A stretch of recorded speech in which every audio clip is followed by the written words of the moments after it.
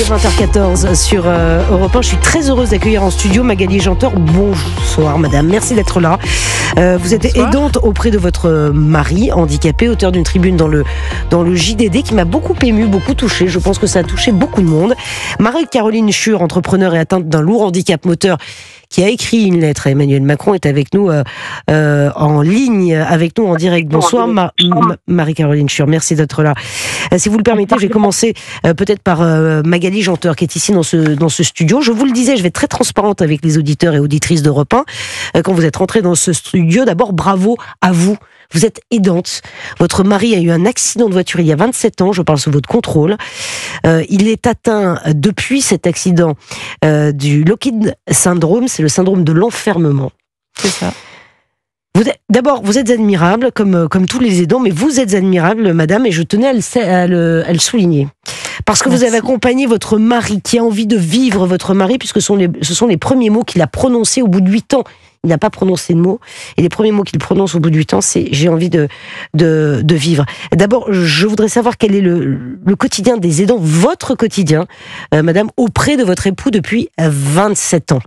Alors, mon quotidien d'aidant n'est pas celui de tous les aidants. Bien sûr, chacun est différent. La définition de l'aidant, on peut la revoir. Moi, je me considère aidante parce que j'accompagne mon mari depuis le premier jour jusqu'au jour où il veut aller. C'est-à-dire que dès le premier jour, je savais pas combien de jours il allait vivre, et ça fait, j'ai compté hier, 10 090 jours qu'il vit, et que chaque matin, il dit « je veux vivre ». Bon, donc ça, c'est une chose, et ma position a toujours été de lui dire: si tu veux continuer, je suis à tes côtés. Si tu veux t'arrêter, il n'y a pas de souci, j'assume le reste. Donc ça, je lui ai dit dès le premier jour à l'oreille dans le coma. Voilà. Donc mon quotidien d'aidant, c'est plus un soutien, je dirais, sentinelle, parce que mon mari est en institution quasiment depuis le début.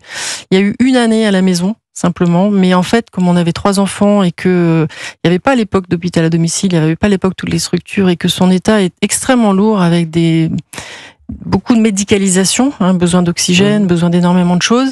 Il a été jugé par le corps médical au bout de 5 ans qu'il fallait qu'il soit en institution. Ça a été très dur pour moi d'accepter ça, parce qu'il a fallu imaginer qu'on ne serait pas en famille tout le temps. Donc mon quotidien d'aidant, c'est surtout un quotidien de suivi, d'accompagnement, de le réconforter, de l'accompagner sur ce qu'il a envie de dire, de vivre, et je mets en place, à sa place, puisqu'il ne peut ni bouger ni marcher, les projets qu'il veut faire. Donc on a fait des voyages, on a fait des sorties ciné, on a fait énormément de choses ensemble, en famille, sur des périodes un peu concentrées, qui nous permettent de vivre soit en week-end, soit en vacances. Et là, par contre, je peux mettre en œuvre toute une logistique. Il vient en vacances également, donc on met en place toute la logistique, les lits médicalisés, l'oxygène, les infirmières qui viennent le matin, le soir. Je participe aux toilettes parce que, comme il a une trachéotomie et qu'il tousse beaucoup, il faut toujours être 2 pour une toilette ou pour l'habiller, ou voilà.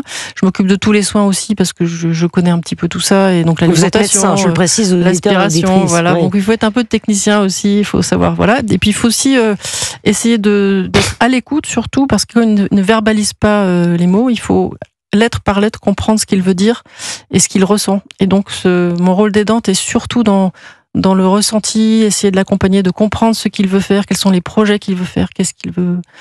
Voilà. Et on avance comme ça, on navigue à vue. Depuis 27 ans. Voilà. Vous naviguez à vue depuis 27 ans. Voilà, ça. Mais bon, c'est une belle aventure, on a vu des choses formidables. Bien sûr, mais c'est un très très beau message d'espoir aussi que vous transmettez à Magali Janteur. Alors, je voudrais aussi peut-être dire que c'est pas tous les jours facile. Non, mais ça, parce que je voudrais pas qu'on croie non plus que c'est merveilleux. Non, mais personne ne croit que c'est facile. Et je pense à tous les aidants qui, eux, sont au quotidien au chevet de leurs conjoints, de leurs parents, de leurs enfants, parce qu'il y a aussi des mamans ou des papas qui sont près de leurs enfants handicapés et autres. Et où le quotidien est quand même à chaque fois, je dirais, une aventure quotidienne avec énormément de difficultés à surmonter chaque jour. Donc voilà, moi j'ai quand même, je pense, relativement de chance, et je pense à toutes ces personnes qui consacrent énormément de leur temps et qui continuent à devoir travailler, avoir une vie sociale, etc.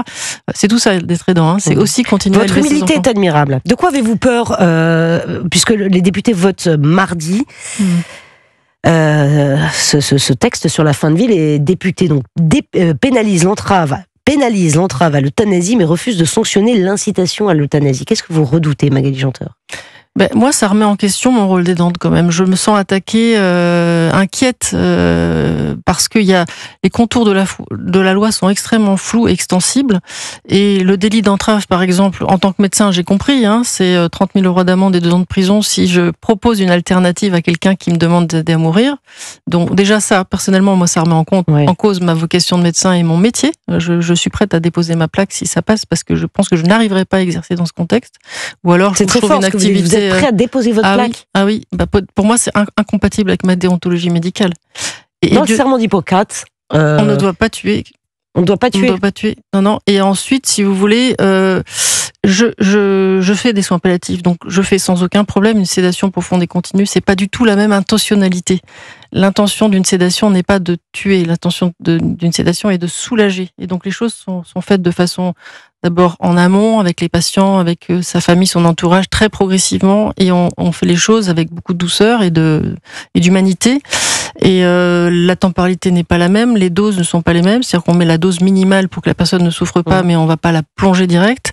Donc voilà, donc c'est très différent. L'euthanasie, c'est une grande violence pour moi. C'est vraiment l'aide à mourir. On mélange dans l'aide à mourir et le suicide assisté et l'euthanasie.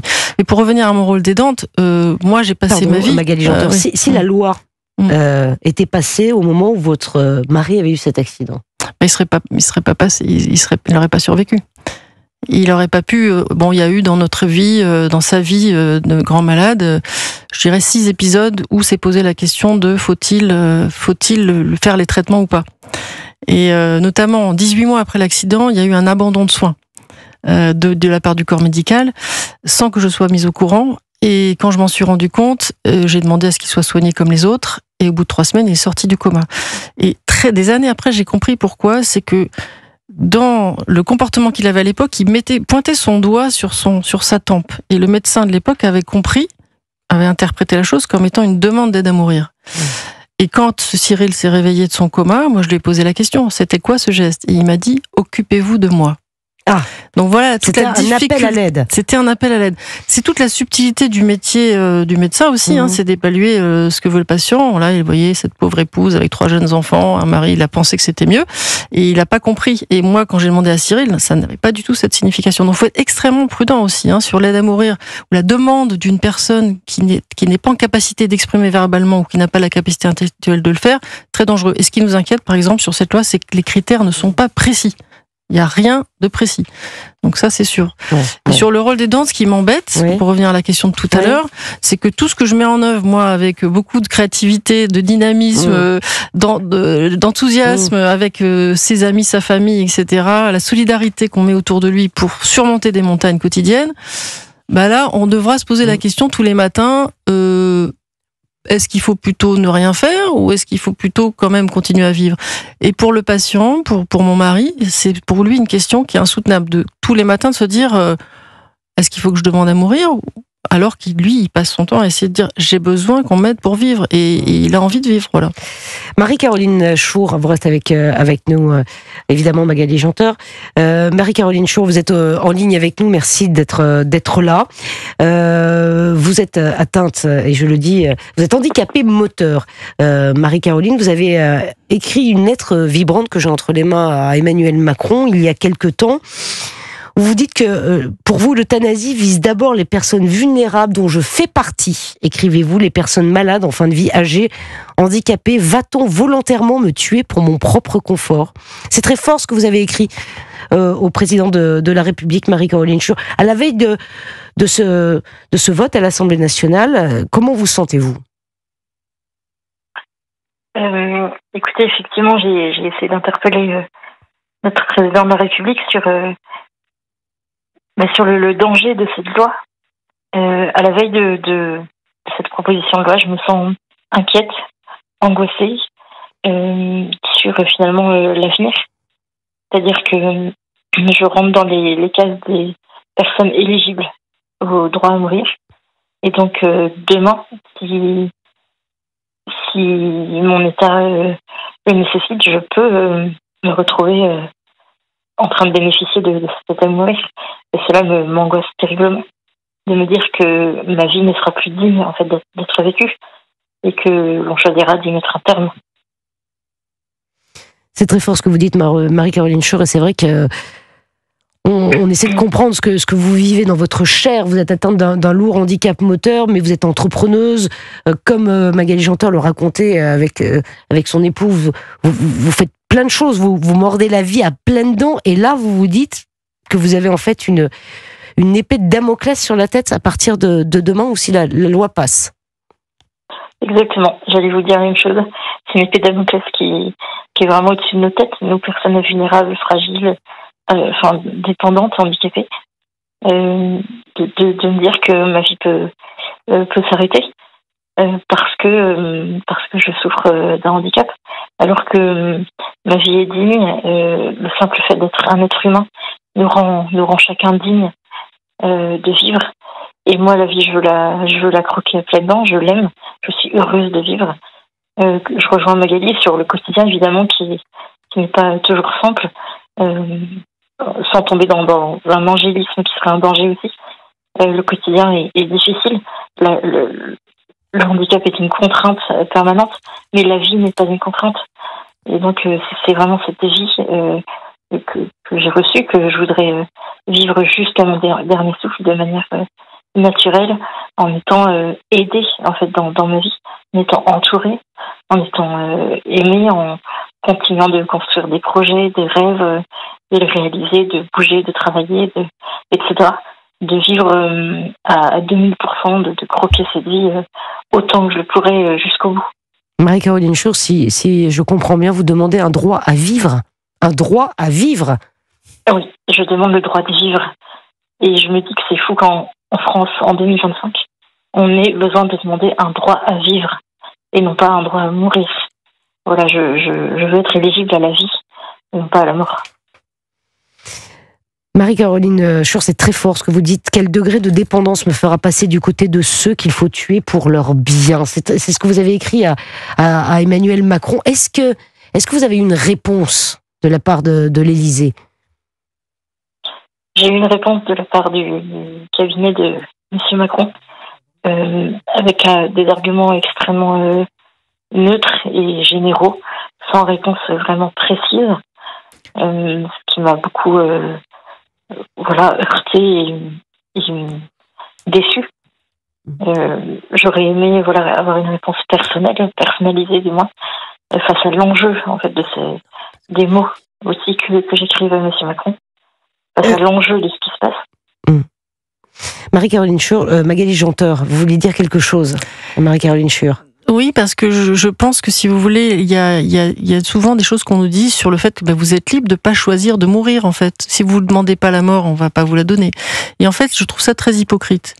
Je dis ça parce que pour côtoyer des personnes en situation de handicap ou de grandes maladies chroniques depuis toute ma vie, en fait, je vois que le système économique actuel, la déroute du système de santé dont je fais partie, le manque de moyens, la difficulté d'accès aux soins et de plus en plus dur les conditions économiques des personnes en situation de maladie chronique, enfin tous ceux qui sont éligibles, eh bien à force de ne pas leur proposer d'aide, si on ne développe pas les aides comme ça serait l'inverse, en fait on demande un développement des aides, on va les pousser tout gentiment, hypocritement vers un désespoir. En plus on a un délit d'entrave, sinon on peut même pas leur proposer d'alternatives. Ce qu'on craint, c'est que les plus vulnérables d'entre nous soient poussés au désespoir et donc à demander. Et on se demande dans quelle logique on est, quoi. C'est très, très inquiétant. Et donc ce choix n'est pas un choix libre. Et c'est pas égal. On n'est pas égal aussi, je le précise, dans les régions françaises. Vous avez 50% des régions de France qui n'ont pas de soins palliatifs, donc de soulagement de douleur possible et autres. Donc ces gens-là n'auront que l'alternative de l'aide à mourir. Faibles qui seront les victimes. Oui, et qui seront visés. Et c'est ce qui se passe au Canada. Hein. C'est ce qui se passe au Canada. On est souvent derrière. Et là, on a au Canada des demandes énormes de gens qui sont vulnérables, économiquement et physiquement. Marie-Caroline Schur, je voudrais lire peut-être aussi ces mots que vous avez adressés à Emmanuel Macron. Votre dignité, Monsieur le Président, est égale à la mienne. Personne n'est plus digne qu'un autre. Je ne suis pas moins digne de vivre que vous. Vous n'êtes pas plus digne de vivre que moi. J'ai trouvé ces mots très forts. Marie-Caroline Schur, évidemment, votre témoignage nous bouleverse. Ce soir, Magali Janteur qui est dans ce studio également. On vous soutient, je crois, du fond du cœur. Nous aussi, on veut que vous continuiez à vivre et à faire plein de choses merveilleuses et témoigner. N'hésitez pas à témoigner. Merci beaucoup en tout cas d'avoir été en direct sur Europe 1. Magali Jantor, merci infiniment. Merci beaucoup Pascal. Merci à vous deux. Bravo pour ce que vous faites. Parce qu'il faut le dire quand même, il faut féliciter aussi tous les aidants qui nous écoutent, quels que soient ces millions d'aidants et de configurations. Ouais, tout à fait. Voilà, il y en a beaucoup. Hein. Il y en a énormément. Ouais. Voilà, c'est le quotidien de l'ombre, de la résiliation, de l'empathie totale, du don de soi. Bravo. Merci infiniment. Il est 20h30 sur Europe 1.